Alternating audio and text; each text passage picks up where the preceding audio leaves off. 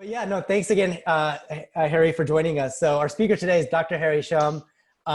He was executive VP of Microsoft AI and research until about March this year. Now he is retired and looking to do other things. So he has a little bit of time on his hand, and he's always been a great friend and collaborator for GIX. And so he's graciously agreed to be one of our speakers today. So before he was EVP at Microsoft, he served as corporate VP responsible for Bing Search from 2007 to 2013. Harry's has a long list of accomplishments. He's IEEE Fellow, ACM Fellow, has been actually a great friend of the university and also the computer science department at UW. So he's been a great thought leader in the region as well. This is a great pleasure. Thank you, Harry, for taking the time to chat with us. We look forward to your presentation, and the students are also looking forward to your talk as well. Thanks, Harry. Well, thank you very much, Shwetak, and thanks for having me. Thanks, Linda and Taryn. Thanks to everyone for tuning in. Can I just share my screen? Yep. So share at the bottom, the green button. Perfect. Did you see it now? Yep, you're good to go. Great. So you can see the screen. Okay. Yes. Okay. Thanks again. I kind of feel like that. I have been associated with GIX for a long time, and ever since it was established.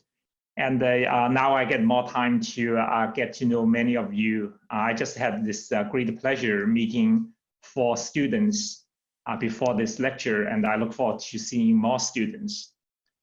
Let me start by saying, I'm very envious of you studying at the UW, at the Tsinghua, at the GIX. I'm very envious of you who are still in graduate school. I must tell you that from my own experience, I was in graduate school for a long, long time. Graduate school is the best time in life. And because you actually have time, you probably don't have enough money, but you actually do have enough time in graduate school. So that's the goodness. It's also a great time to goof around and to procrastinate, but don't tell your parents that's what you do. So that's very important. So because you actually have time, so I encourage you to take advantage of that and to read a lot. In fact, in graduate school, I would argue that you should really learn the important life skills like reading, writing, and presenting. But this talk is really mostly about reading.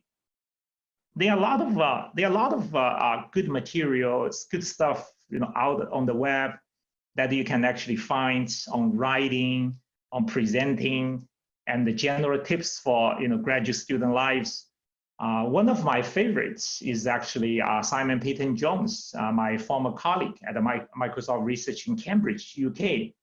I actually give you this pointer here about the 2 presentations Simon did, one on writing, the other one on presenting.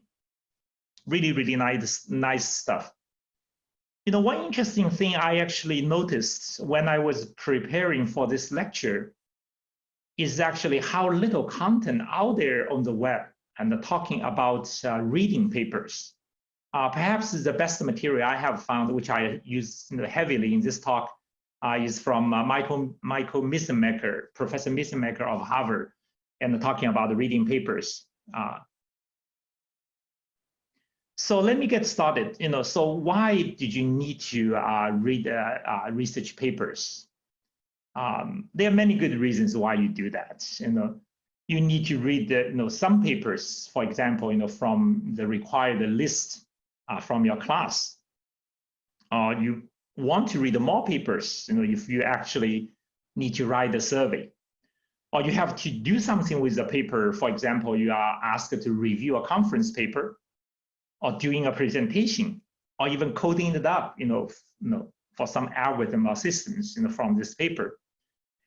So effectively, reading is a significant part of your graduate student life, and it's just that important. It's part of your learning.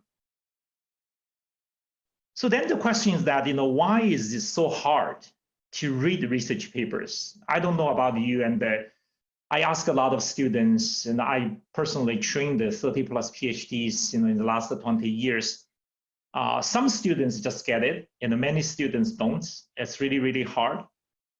There are many reasons why reading research papers is hard. Well, I start by blaming those authors. Most papers are badly written. And you got to realize that English is the official language for most of the research papers, yet more than half of the authors really have English as a second language, people like me. So sorry, those papers could be badly written. As I go back to look at my early papers, I really wish I never wrote those papers, but they are out there, so it's too late. So you be careful in what papers you write. Of course, the papers are difficult to read because, scientific research papers typically require significant background for those topics, in the papers. And probably even more difficult is actually when you get stuck, then where did you get help? Who can you ask for help? Where can you ask for help? What kind of help can you ask? And when you get stuck, then what should you read next? Many of those things we really don't know. And you have to learn over a long period of time, in your long career, a scientific research career, eventually you'll get good at that. And that's a very interesting thing nowadays, why reading is so hard, is just getting more and more difficult to focus. It's very difficult now because of the web, and it's very easy to find something related to something that you are reading, but it's much harder to sit down over a long period of time to read a long form articles, journals, the books. It's just the new way of life. This is fascinating article, in the magazine, The Atlantic. It's called, Is Google Making Us Stupid? So that's the new life that we are in. So this is actually a fun quote that coming from Professor Jonathan Schuchek of Berkeley. I think that's when he was a PhD student at the CMU, probably around the same time I was there. It's just really amazing that I read your quote. I thought this fascinating that he's writing. He said that extracting meaning from most of the papers was like sucking a camel through the eye of the proverbial needle, upon which 1,000 angels were dancing on my head. I wish I could write something nice as Jonathan, but you get the idea. It's just very difficult. In his article, he pointed out the 3 things of how badly people write in CS and math, but there are so many more. So it's not my point in this lecture to tell you more and more those problems, and you get my point here. Papers are badly written, but it's your responsibility to even read those badly written papers. So here's probably my punchline for this talk. I actually think I know why reading papers is so difficult. I think main reason is the disconnect between reading and the writing. This is the reason. Because the writer just wants to get something out. So the writer is all about what? So many writers are just so excited about getting something out. The readers, however, want to get something out of the article. So now I read this thing, so what? Why is this thing so important? And why didn't I get it? So there's this disconnect between the author's intent and the reader's learning. So the understanding, can be very different between the writer and the reader. And the understanding can be very different even among the readers. So it has been like this forever, over thousands of years, ever since human being invented language and started to write. So there was no technology, for a feedback loop. Really, until web happened. Social network helped even further, but until web happened, there was really never a feedback loop. So it's a really one-way street. Say the writer will write something and put it out there, and it's up to the readers to interpret. For us, Chinese guys, even 2,000 years later, today we're still debating what Confucius really meant. It's so funny that sometimes I think about that. We never knew what Confucius really meant when he wrote those stupid words down. But he never took any feedback, I assume. So one way to really think about this is really interesting way to think about, I learned that from my good friend, Dr. Kun-san Wang, is that, one way to think about the reading and the writing is actually through the lens of Shannon's information theory. So it's really mostly about a one-way transmission, however, from the source to destination, from the writer to the reader. So writing is like encoding. So you write something down, you encode the message there. And therefore, reading is the decoding. So you need a code book. If you are familiar with those jargons in information theory, in compression, then you understand that. And then you actually need a code book. And this code book is actually about the agreeable knowledge base between the reader and the writer. So the reader needs to have the knowledge base, needs to have the code book to understand what's going on. If you don't, then you have to acquire it. So it's that simple. So that, if you look at it from information theory. But to me, it's really beyond Shannon's information theory as you think about the reading and the writing, because reading is really beyond transmission and the compression. It's more about understanding the user's intent. And the reader wants to interpret the intent into some explainable pieces, which can then be built into the reader's cognitive model. And the reader sometimes doesn't even know when he will even need to use this piece of knowledge. So it's really important to think about that, reading is practically equivalent to understanding, in my opinion. Deep reading leads to deep understanding. Shallow learning means shallow understanding. And the reading is unfortunately not an instinctive skill, we actually were born into. Reading needs to be acquired. Reading is a very important skill to be acquired in life, perhaps one of the most important skills, I would argue. So then you say, how should we approach reading papers? So you may have different needs, for reading papers. You might need a quick read, or you might need a careful reading. So you may even need to go very deep because your advisor might have asked you to implement some details in this paper. So for quick reading, there is actually a trick, a shortcut that I want to make sure that you know. That is really what I call the figure browsing. So many good papers actually include nicely done figures, pictures, tables to get the ideas across. With all those figures and the tables, I would argue a good paper with those figures, you probably just read those figures with the captions, probably get 70, 80, sometimes even 90% of the paper out of it. And for careful reading, you should not only do critical reading, but also do this creative reading, as Professor Mr. Michael said. And in a way that you should do it first negatively, challenging the paper. If there's something wrong with the paper, then if you actually understand enough about the paper, believe there are good ideas there, then you should think more creatively what you can do with the paper. So reading well, important thing is that to read well, you need to understand how those papers were actually written. So let me explain to you a few things that, what those writers think about, when they write the papers. So you need to understand how those papers, got put together. A good paper is actually written in layers to motivate the reader while delivering the message. So there must be a reason why the writer actually wrote that paper.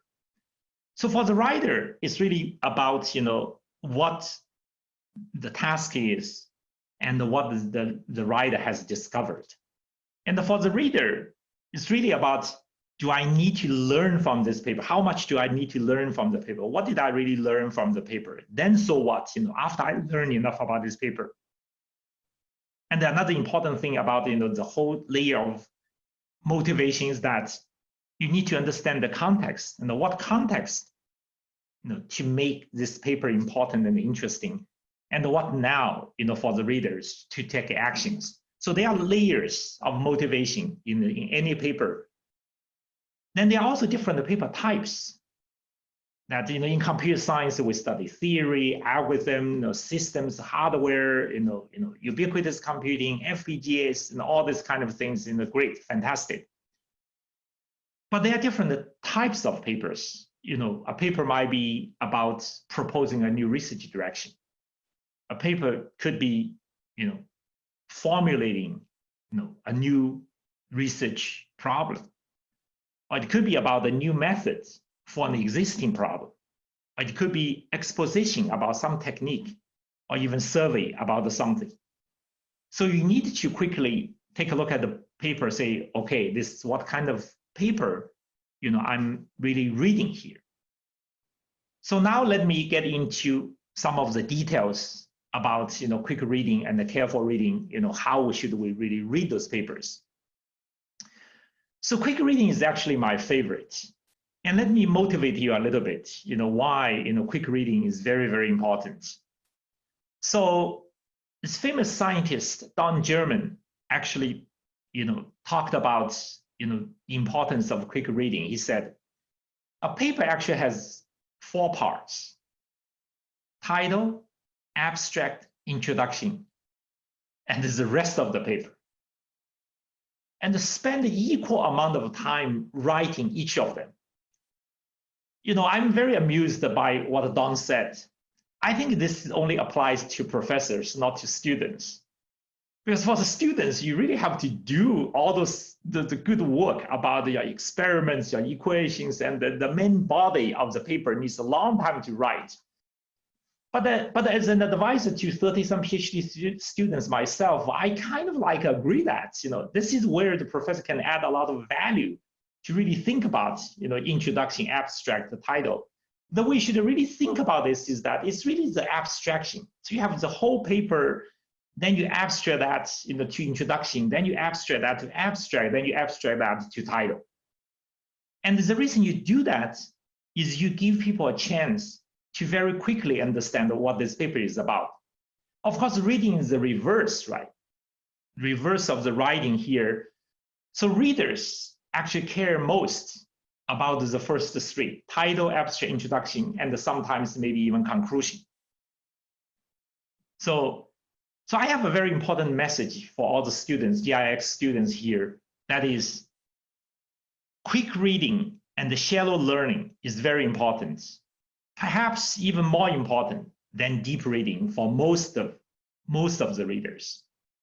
And this is why I tell you, I tell you almost a joke, and you get my point, right? So, because most of the people, when they read the paper, then they will say, well, is this paper even worth reading? Well, should I know something about this paper? Or no, what should I know about this paper? And if you review this paper, and very often you will have to decide, can this paper be quickly rejected? So there's this thing called the bathroom approach to reject a paper.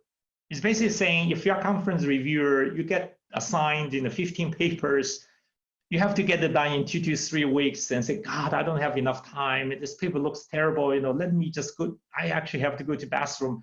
Let me just take this paper with me. I'll go to bathroom. When I come back, I said this paper is rejected.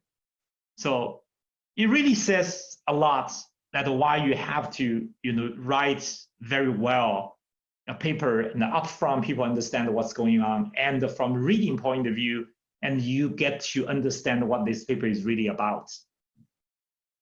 But all the jokes aside, I'm going to get into the details of reading introduction, reading abstract, and a little bit about the title.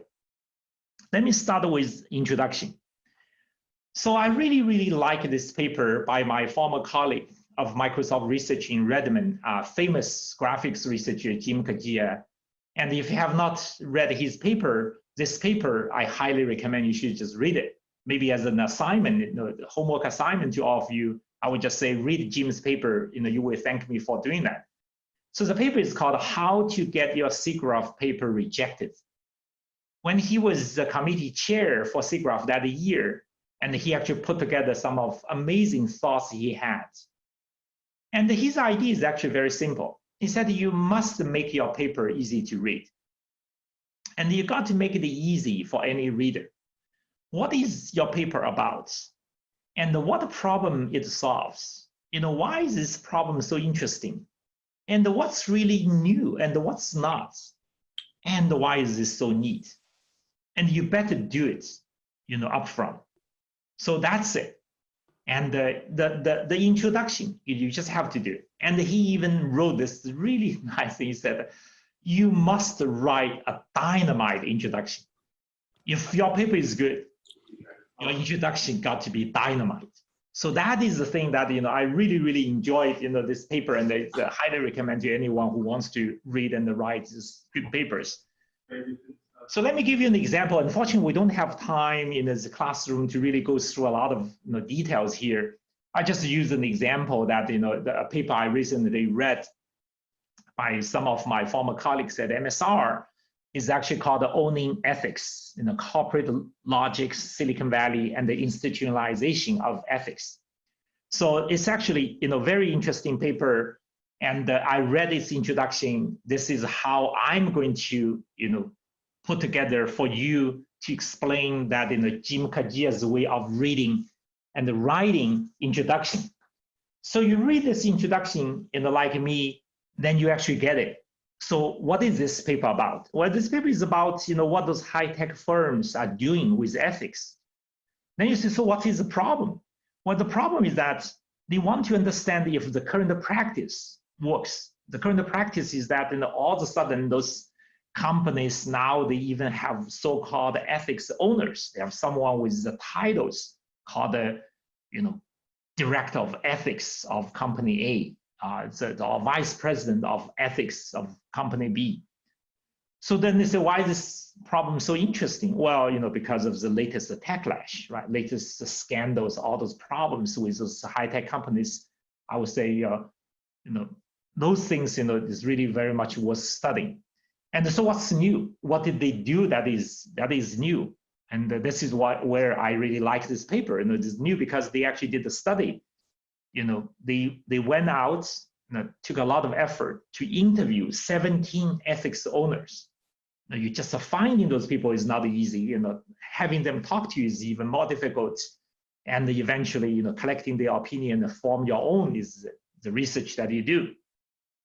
So why is this so neat? Why it's so neat? Because they found out that those ethics owners operate inside a fraud dynamic.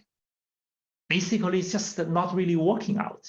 Why is that? Well, because they found that, there's this inherent, almost stubborn industry logics out there. Those folks in the industry, myself, being one of those people in the industry for a long time, we believe in, meritocracy. We believe in tech solutionism, meaning tech can solve every problem. And we believe in market fundamentalism. We believe market is the most fair thing. Eventually, we sort all those things out. So all those problems. So now once you actually break down into those things, then you can decide, is this interesting enough for you to continue to read? In my case, yes. I'd love to see what questions they really ask those ethics owners, things like that. So this is just a simple example of introduction, how you should read introduction. So then let me give you another example of reading abstract. So this is another paper I recently read. I'm sure you're probably interested in this kind of a topic as well. So the paper is called The Effects of Credibility Indicators on Social Media News Sharing Intent. News sharing intent. So, like or not, most scientific research papers, including practically all those computer science papers, so their abstracts, unfortunately, are very dry. If you just look at the abstract, I put it here on the screen, you probably agree with me, that reads terrible. It just line after line, it just looks boring. And I don't know about you, and I read that, it just, but wait until I apply this kind of principle I learned from Jim Kajia and from what I present to you a little bit earlier, how those papers are all about motivating people in layers. If I break it down into this, with a little bit of highlight, then you probably feel it's a little easier to read. So what is this abstract about, right? It says that, in recent years, social media services have been really hijacked or leveraged to spread fake news. Now helping people spot those fake news stories by marking them with a credibility indicator, can really dissuade them from doing something like that. So that is really, why this paper.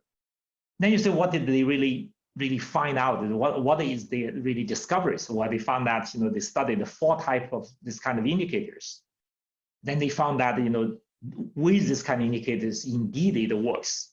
And they found that even one particular type works, really well. Now that is fact checking.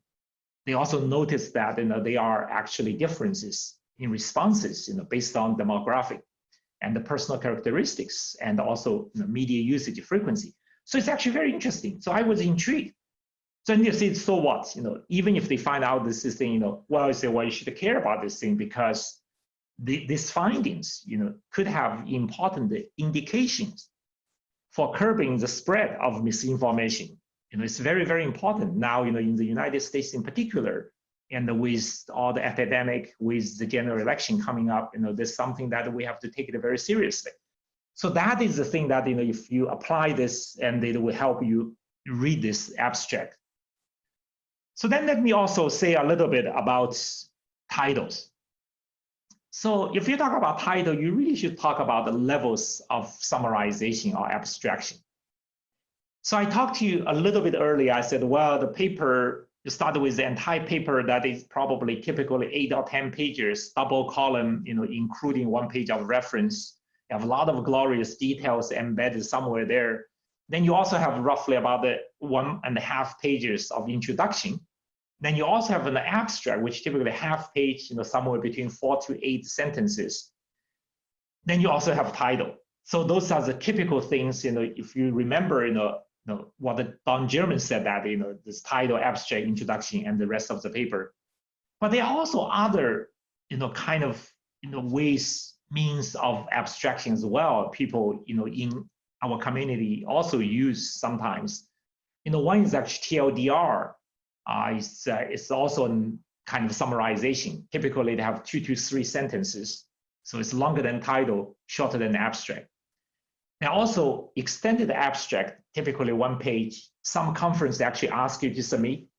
I never understood why they ask you to do that, except that they just want to save time for the reviewers.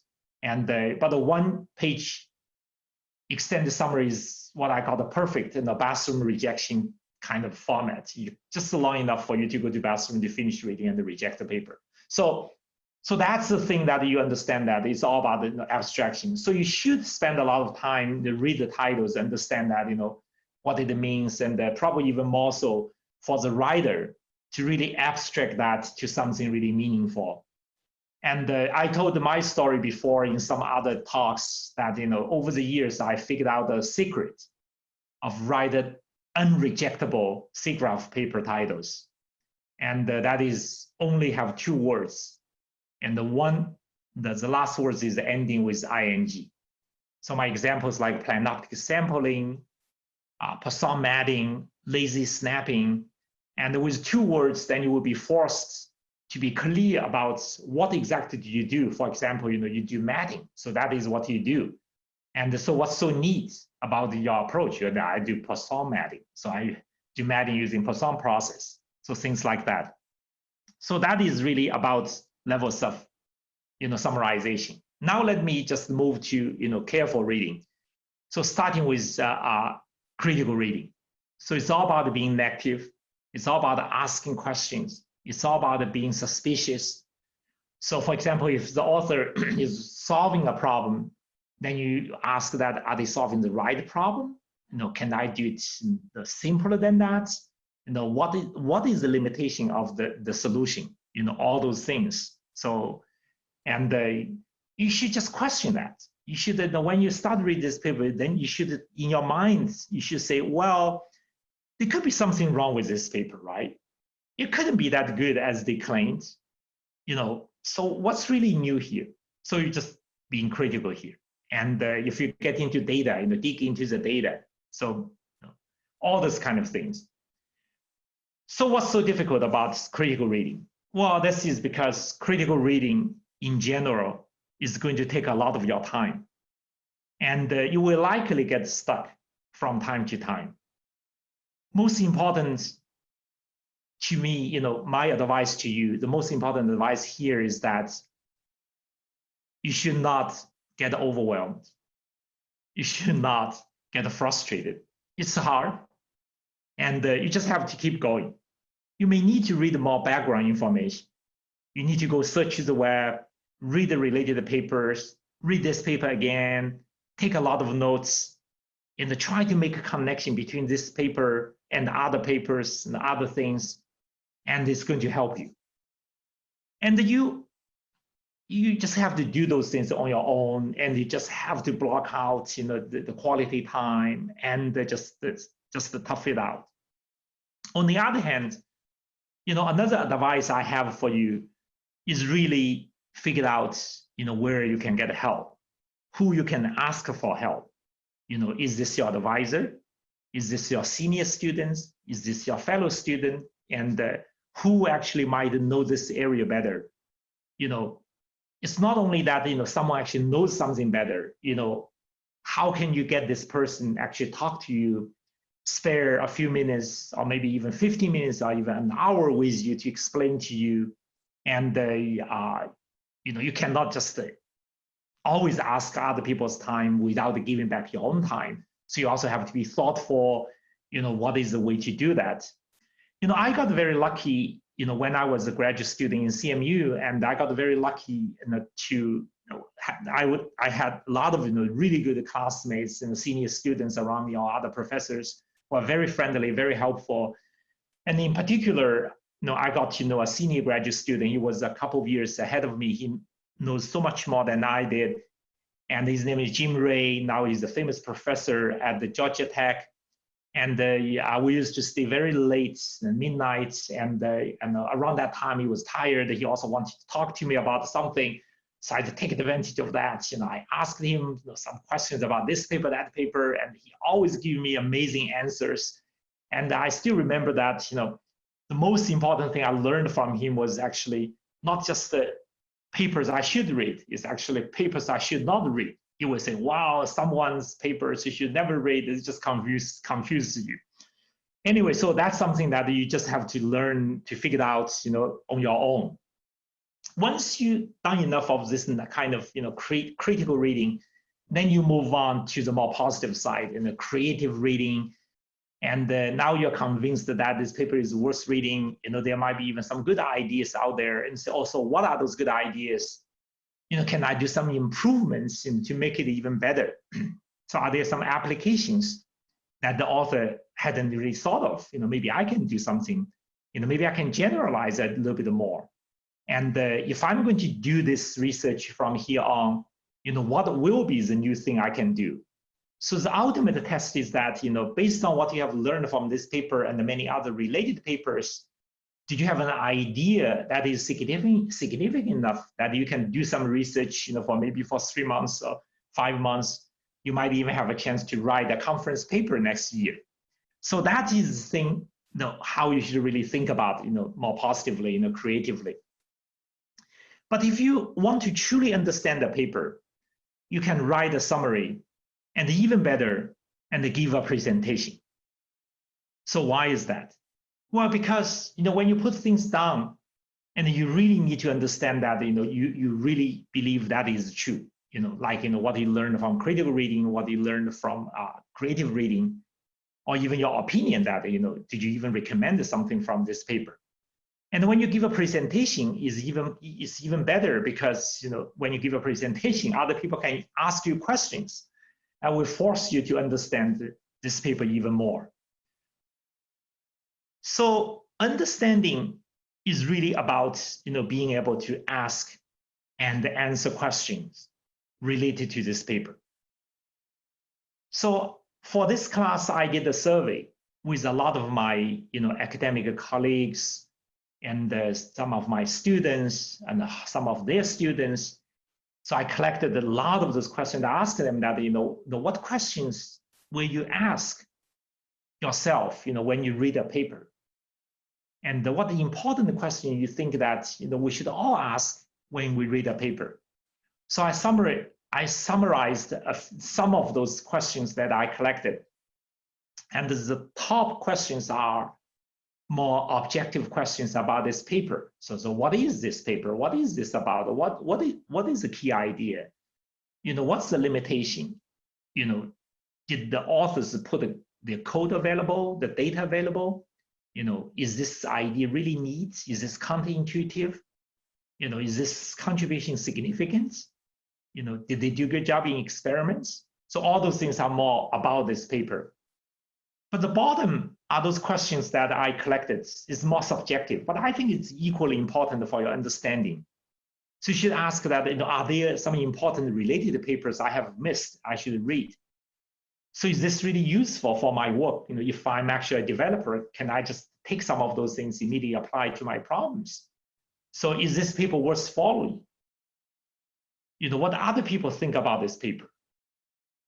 And who are those big shots, the big names, in this area? The researchers, the students, professors, or even institutions or groups, they dominating this area. And probably my favorite question is that if I have a chance to meet this author, what is the question that I should ask the author? So if you can put together this list of the questions and if you can answer them, I think your understanding, will be very, very deep. So I also put together this list that is really more for discussing. Oh, actually, I go back to the previous slide that I want to leave you a homework. I would say you should think about what are the questions that you think you should ask when you read a research paper, beyond those ones I already shared with you. Maybe you have some interesting question that you think you should ask yourself and you should answer that. I leave that as a homework, for you to think about. And you can send your question, you can send your list to me if you want, and I would appreciate that. The second one is that the homework, is actually along this line of tools. I was hoping initially when I was asked to give this presentation, I was hoping that we have some classroom discussing about that. I found that, we should have a list of those tools that we can actually help people to read papers. Right now, I'm sure all of us use a lot of tools. We may use web search, use Bing or Google. We may use Google Scholars to find more information about the papers. We may even use Semantic Scholar that developed by Allen Institute of AI and by Aaron Orseni and others. Or you may even use Microsoft Academic Graph. And you may go online to find also papers like Archive and other sites. And I encourage you to use OneNote to take more notes. And I always wonder that, why we don't have this kind of elaborate note sites like a Cliff Notes and the Spark Notes that the people actually use in literature. And I don't know if you guys use the reference management software like Mendeley, and I don't really use that heavily. So all those things, I wonder that, if we can actually compile a list of those tools and we can share with each other our own learning, how we can help read even better. I also feel that we don't really have enough online forums where we can actually discuss almost any papers. Why is that? With social network, why couldn't we do like that? We have sites like Quora to have some very interesting topics, but those things are not designed, for academic research purpose, because many of our papers are maybe long tail and may or may not be that interesting. But I think it's still worthwhile, even if it's only for 10 students to discuss. I think it's actually very worthwhile. So something that I'm going to leave it to you also, my second assignment, homework assignment to you is that think about it. What are the tools, that we should develop to help, everyone to read research papers even more? So that's pretty much my last slide that I thought, I'm just going to finish this presentation by leave you a few tips that we already talked about. And I encourage you to write when you read the paper, you want to read that seriously, I encourage you to write a summary or even do a presentation. I encourage you to take more notes as you go on and figure out where you can ask for help. And keep in mind that be thoughtful of other people's time when you ask people for help. Keep this in mind that when you become a senior student, you also help other people, other junior students as well. And I think you just read more and keep reading. And what's more interesting than reading? And play less video games, read more books, and read more papers. And be patient. And the reading is really about building your cognitive model over a long period of time. You never know, what you actually read before might be useful and handy at any time. So I wish you best of luck and happy reading and enjoy graduate school. Again, this is the best time in your life and you have time to procrastinate. I'm going to stop here, Linda. Very good. Thank you so much. That was incredibly useful. And I wish that all of our dual degree students in particular had seen that presentation before they started their research. Probably would have saved them a lot of time and energy. That was really wonderful. I think we'll open up. I'm not sure if anybody has questions. We'll give a few minutes and folks can either unmute themselves and ask directly, or you can type them into the chat. So our first question is from Tommy Ho. What's your recommendation for those students without PhDs, but that want to pursue a career in AI or machine learning or data? This is really an excellent question. And well, I actually do encourage people to think about doing PhDs. I did a PhD myself, and I also, as I already mentioned, that I goofed around in graduate school for a long time. I never really wanted to graduate, and the truth is that if my wife did not graduate with her PhD, and I wouldn't have had enough pressure to graduate myself. So if you're thinking about doing PhD, that's great. If you don't think about doing PhD, you can still, be very effective doing machine learning and AI. I would say nowadays it's actually becoming easier and easier with the open source, with a lot of content online, and you can learn, and all those deep learning, a lot of very nice deep learning classes, for example, are online. But my best advice is probably find a way to do projects. Find a way to do some, machine learning and AI projects. Right here at the GIX, you can already try to figure out if there's some projects you can get involved. And you also can find maybe even internship somewhere to work with others. And just ask around, some people may be doing something that you might be interested in. I found that is the best way to learn, whether you go to graduate school or go to work in a company. It's really about doing projects. Thanks. So another question coming in is, what do you recommend to balance academic learning with learning practical skills at the job? And sort of from a company perspective. And I think it's an interesting question because I think MSR is a bit of a unique type of professional organization. Yeah, well, that's an excellent question as well. And my career in Microsoft, roughly kind of half and half. I spent about the first half of my career, doing research, mostly doing vision and graphics, and the second half of my career was more in the product side, and then later on more on the business side. I think that you just have to learn a lot of practical skills, and a lot of things when you are in school, you probably don't really know that yet. I also have not really worked in any other company seriously. So my learning is very much Microsoft-centric. For instance, with good training in GIX, in UW, for instance, that you already have enough background knowledge in the computing side, the engineering side. It puts you in a very good position. So in the engineering organization in Microsoft, for instance, that not only we have software developers, their job is mostly writing code and put together the system, we also have product managers. We also have designers. And we do have, by the way, significant number of hardware engineers in Microsoft as well. So the basic skills of how you do projects, how you put things together, how you get people organized, how you divide and conquer. A lot of those things, hopefully when you are at the GIX, you already get a taste of it. And this is also where I, strongly encourage people to do internships. Find a way to find internships. I think it's something that we at the GIX as faculties can help our students even more. And because it does give you a very different perspective. So that's also why at the very beginning, I emphasize that, at the graduate school, you have this opportunity to learn more systematically some basic skills like reading, writing, and presenting. Those are just the general skills. And those things will be very handy when you get to work in a real company. And the good news about the joining, another thing let me mention that about the joining the big company like Microsoft is that when we take the new graduates into those big companies, we do have this process.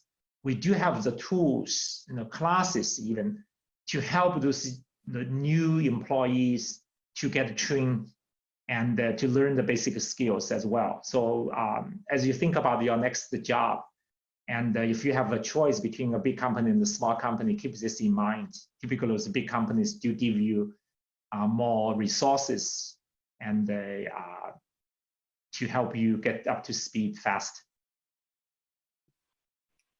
Thank you. It's a good answer. I also think Microsoft's the kind of company that has such a diverse set of businesses and products that you could conceivably spend your whole career there and work on lots of different things. That's so true. Now, Linda, maybe I just tell you almost a joke, old joke is that they said, what's the difference of, what's the difference between working in Silicon Valley and working at Microsoft? So you say, well, in Silicon Valley, we say, after you go to a party, then you say, so where are you nowadays? Oh, I just changed the company. You go to a party, in Seattle, in Microsoft, and you see someone and say, what are you doing nowadays? Oh, I just changed the group in Microsoft. Then the company is so huge that, doing so many amazing, interesting things. And I think everyone, in UW, everyone in GIX should at least apply for Microsoft. Very good. So we have another question. What do you consider the biggest difference between working on AI in industry and conducting research in academia? Yeah. Maybe I generalize that a little bit, not only just about AI. Let me just generalize a little bit to working in industry, largely in the product and the business side versus working in the research, the academia side. The difference is huge. The difference is just that, in research, it's all about encouraging uncertainty, and by the very definition, when you do research, it's about what's new. If it's already discovered, you cannot really do research and write a paper and publish it, right? If you cannot say something is wrong with Newton's law of F is equal to ma, then there's nothing more you can say about it. So research is about what's new, and it's completely okay that 90 things out of 91 you try, it's never worked, it's okay. As long as it's one thing that really worked well, and you just sweep those 90 things under the rug and pretend that it never happened, then you write this amazing paper, become famous from the 91. So that's kind of exaggerated view of research, and it's about uncertainty, and you should be both if you do research. And the product side and the business side is very, very different. Of course, you should be both. You should take this big boat and try to do amazing things. But most of the time is about execution. So when I run an engineering team, it's really about guarantees the certainty versus encourages the uncertainty of the research side. So when we do a product, when I was a product manager, for many years, I learned that you have to balance three important things at the same time. So those three things are product features. What are you building? The quality of the product that you actually put it out, and the deadline. When can you get it out? If you're a good product manager, if you can get 2 out of the 3, you're already pretty good. Yeah. So that is kind of in a sense that the how you mentally should really even think about this kind of problems. So it's very, very different. And both sides challenging and rewarding. And I was very lucky to have tried both sides. And that will give you a different perspective.